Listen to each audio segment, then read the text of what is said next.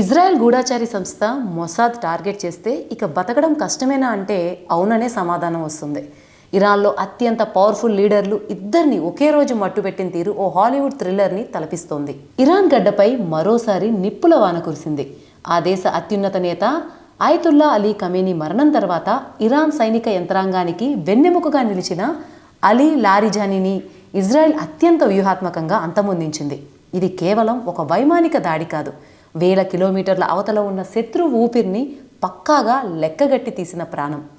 Khamenei మరణం తర్వాత Larijani ఇజ్రాయెల్కి target number 1 అయ్యారు. ఆయన సాధారణ వ్యక్తి కాదు. ఇరాన్ అణు కార్యక్రమాల నుంచి సైనిక వ్యూహాల వరకు ప్రతిదీ ఆయన కనుసన్నల్లోనే జరిగేవి. శత్రువులకు చిక్కకుండా ఉండడంలో లారిజానీ దిట్ట. ఫోన్లు వాడరు, ఇంటర్నెట్కి దూరంగా ఉంటారు, రోజుకు 3 సార్లు తన రహస్య స్థావరాలను మారుస్తూ ఉంటారు. కానీ ఇజ్రాయెల్ రక్షణ శాఖ ఆయన్ని నీడలా వెంటాడింది.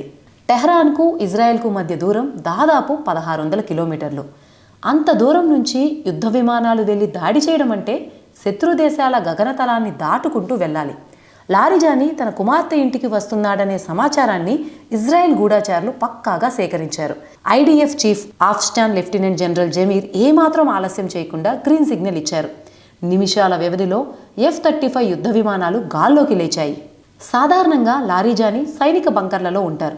కానీ అనుకోకుండా ఆయన తన కుమార్తె ఇంటికి చేరుకోవడం ఇజ్రాయెల్కి వరంగా మారింది. ఇజ్రాయెల్ ప్రయోగించిన క్షిపణులు ఆ భవనాన్ని లక్ష్యంగా చేసుకున్నాయి. ఆ భీకర దాడిలో లారిజానీతో పాటు ఆయన కుమారుడు కూడా అక్కడికక్కడే ప్రాణాలు కోల్పోయారు. తన వారసుని కూడా కోల్పోవడంతో లారిజానీ సామ్రాజ్యం కుప్పకూలింది. ఇక్కడ ఇజ్రాయెల్ గూఢాచారి వ్యవస్థ ఎంత తెలివిగలదో తెలుసుకోవాలి.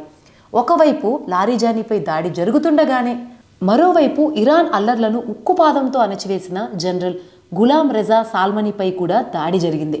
ఒకే సమయంలో 2 వేర్వేరు ప్రాంతాల్లో ఉన్న అగ్రనేతలను మట్టుబెట్టడం ద్వారా ఇరాన్ గూఢాచారి వ్యవస్థను ఇజ్రాయెల్ నిర్వీర్యం చేసింది.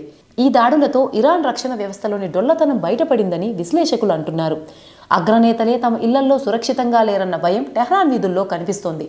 ఇజ్రాయెల్ సాంకేతికత, గూఢాచారి బలం ముందు ఇరాన్ సైనిక శక్తి ఇప్పుడు ప్రశ్నార్థకంగా మారింది.